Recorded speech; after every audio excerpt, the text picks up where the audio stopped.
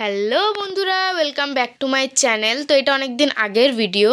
তো সেদিন আমরা সবাই মিলে গেছিলাম একটু ঘোরাঘুরি করতে। তো প্রথমে এখানে একটা জলখাবার মানে টিফিন সেন্টারে গেছিলাম, ওইখানে খাওয়া দাওয়া করছিলাম। ইডলি, ধোসা, বড়া, যার যেটা ইচ্ছা সে সেই রকমই খাচ্ছিল। তারপর খাওয়া দাওয়া করার পর আমরা বার হয়ে গেছিলাম কসমেটিক্সের দোকানও গেছিলাম, কাপড়ের দোকান, কেকের দোকান, অনেক জায়গায় সেদিন গেছিলাম। তো রোদটা তখন দিচ্ছিল, তখন অতটাও শীত পড়েনি, অনেক দিন আগের ব্লগ এটা।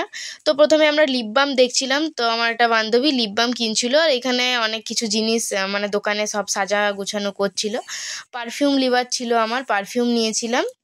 ওই এনভির ব্ল্যাক পারফিউমটা খুব ভালো লাগে ওইটা। আর এরা সবাই কানের কিনছিল, আমিও কানের কিনেছি। তো সেইগুলোই কেনাকাটা আমরা টুকটাক করছিলাম। তারপরে গেছিলাম মোবাইলের দোকানে, ওইখানে আমার একটা বান্ধবীর কাভারটা কেনার ছিল, সেই কাভার দেখছিলাম আমরা। তো ওইখানে আমাদের পছন্দ আসে নাই, কারণ তেমন কিছু কাভার ছিল না ভালো কালেকশন। তারপরে ওইখান থেকে বার হয়ে পরে তখন ওদের মনে পড়ে যে ওরা ছাতাটা ভুলে এসছে কসমেটিক্সের দোকানে। তারপর আমি বললাম ঠিক আছে তাহলে তোরা যা। দিয়ে আমি ওইখানে দাঁড়াইছিলাম, ওদের জন্য ভাবছিলাম যে ছাতাটা পাইলো কি নাই। তারপরে দেখলাম যে না, ছাতাটা ওরা পাই গেছে।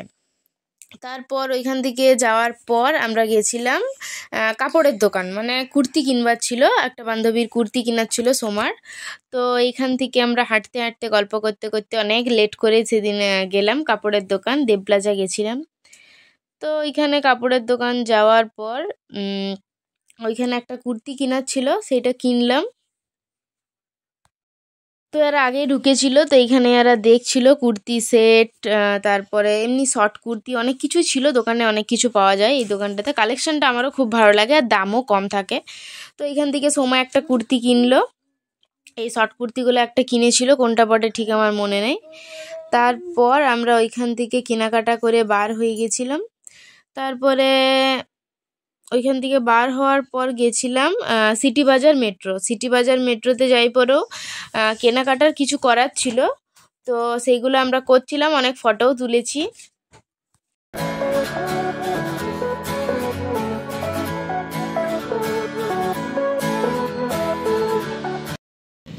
ম্যাডাম আমরা পেছাই যাচ্ছি সবসময়, দেখো আসছি।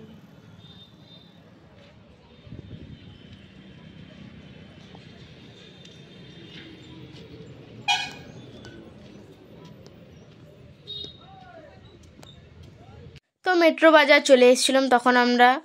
তারপর ভাবছিলাম কি কেনাকাটা করা যায়। তো বিশেষ করে পল্লবীর কিছু কেনাকাটা করার ছিল, সেই জন্যে আমরা সেদিন মেট্রো গেছিলাম। আর আমরা ভাবলাম যে কালেকশন যদি ভালো থাকে, দামের মধ্যে যদি আমরা পাই, তাহলে আমরাও একটা করে হুডি বা সোয়েট শার্ট কিছু একটা কিনে নেবো। তারপর আমরা কিছু ফটো তুলেছিলাম। সোমা নতুন ফোন কিনেছিল, খুব সুন্দর আসছিল ফটো। তারপর এখানে আমরা কালেকশন দেখছিলাম, মোটামুটি কালেকশন ভালোই ছিল, বাট রেটটা অনেকটা বেশি ছিল, মানে দামটা। তো ওই জন্য আমরা কিছু কিনি নাই। এই ড্রেসটা আমার খুব সুন্দর লাগছিল, এই কালারটা।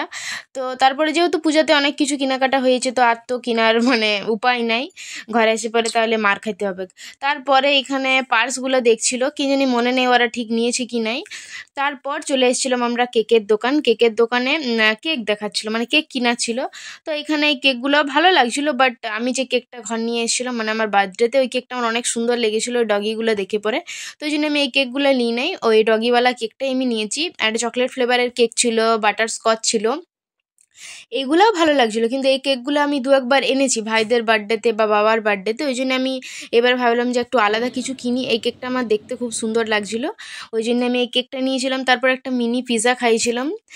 তারপর ওইটা খাওয়ার পর ঘরে মা রান্না বান্না করে রেখেছিল। তো অনেক ধরনের রান্না ছিল, ভাজা, মাছ, ডাল, মিষ্টি, চাটনি, পাঁপড়ও ছিল, সেটা পরে আনা হয়েছিল।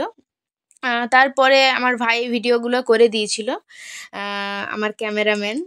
তারপরে ও এখন শুনছে আমি যখন ভয়েসটা দিচ্ছি। তারপরে আমাদের যেহেতু এরকম রিচুয়ালস নেই জন্মদিনে কিছু করে খাওয়ানোর, ওই জন্যে এবারেই ফার্স্ট আমাকে দিল। আমিই বলেছিলাম মাকে করার জন্য, ওই জন্য করে দিয়েছিল, নাহলে আমাদের জন্মদিনে তেমন কিছু হয় না, মানে করতে নেই। তারপরে সেই সব হওয়ার পর খাওয়া দাওয়া করতে অনেক লেট হয়ে গেছিলো সেদিন। আর কিছু ফটো তুলেছিলাম সেদিন, দাদু এসেছিল, দাদুর সাথে কিছু ফটো তুলেছিলাম। তো টাটা বাই, অনেক দিন পর ব্লগ পোস্ট করলাম।